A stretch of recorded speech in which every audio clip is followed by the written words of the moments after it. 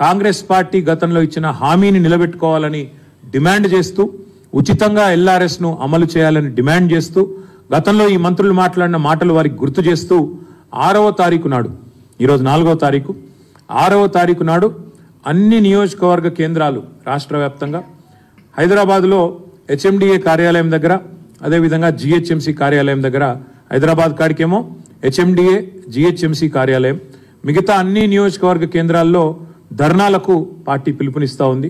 ఇది మరి ప్రజలు కూడా మాతో కలిసి రావాలని చెప్పి కూడా విజ్ఞప్తి చేస్తా ఉన్నాం. ఎవరైతే 25,44,000 కుటుంబాలు ఉన్నాయో దీనివల్ల నష్టపోయేవారు, దీనివల్ల ఇబ్బంది పడేవారు, వారందరూ కూడా మద్దతు చెప్పాలని చెప్పి కూడా మేము విజ్ఞప్తి చేస్తా ఉన్నాం.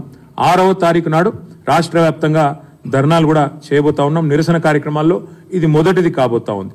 తదనంతరం జిల్లా కేంద్రాల్లో కూడా మరి జిల్లా కలెక్టర్లను కలవడం, అదేవిధంగా రెవెన్యూ ఆర్డీఓ గారు, కలెక్టర్లు అక్కడ కలెక్టర్లు లేని చోట ఆర్డీఓలు ఉన్న అక్కడ ఆర్డీఓలను కూడా కలిసి మా పార్టీ తరఫున, బాధితుల తరఫున వినతి పత్రాలు కూడా అందజేస్తాం. తప్పకుండా మా పార్టీ తరఫున న్యాయ పోరాటం కూడా చేస్తాం ఈ విషయంలో అని చెప్పి కూడా నేను విజ్ఞప్తి చేస్తా ఉన్నా. గతంలో మరి పిల్లేసిన వెంకటరెడ్డి గారు, గతంలో పెద్ద పెద్ద మాటలు చెప్పిన బట్టి విక్రమార్క గారు, ఆనాడు ఫ్రీ అని ఇవాళ ఫీజు అడుగుతున్న పెద్దలు ఎవరైతున్నారో వీరందరినీ కూడా నేను విజ్ఞప్తి చేస్తా ఉన్నా, స్పందించండి. తప్పకుండా మీరు స్పందించి మీ వైఖరి మరి మార్చుకొని తప్పకుండా మీరు ముందుకు రావాలని విజ్ఞప్తి చేస్తూ, మరి ఈ వీడియోలు ఏవైతే బట్టి గారు చెప్పిన మాటలు, ఏదైతే సీతక్క గారు చెప్పిన మాటలు, ఉత్తమ్ కుమార్ రెడ్డి గారు చెప్పిన మాటలు ప్రతి గ్రామానికి, ప్రతి పట్టణానికి కూడా సోషల్ మీడియా ద్వారా కూడా విస్తృతంగా పంపిస్తాం. వీళ్ళ ద్వంద్వ వైఖరిని, వీళ్ళ 2 నాలుకల విధానాన్ని, ప్రతిపక్షంలో ఉన్నప్పుడు ఒకలాగా, అధికారంలో ఉన్నప్పుడు మరొకలాగా మాట్లాడే వైనాన్ని కూడా ఎండగడతాము.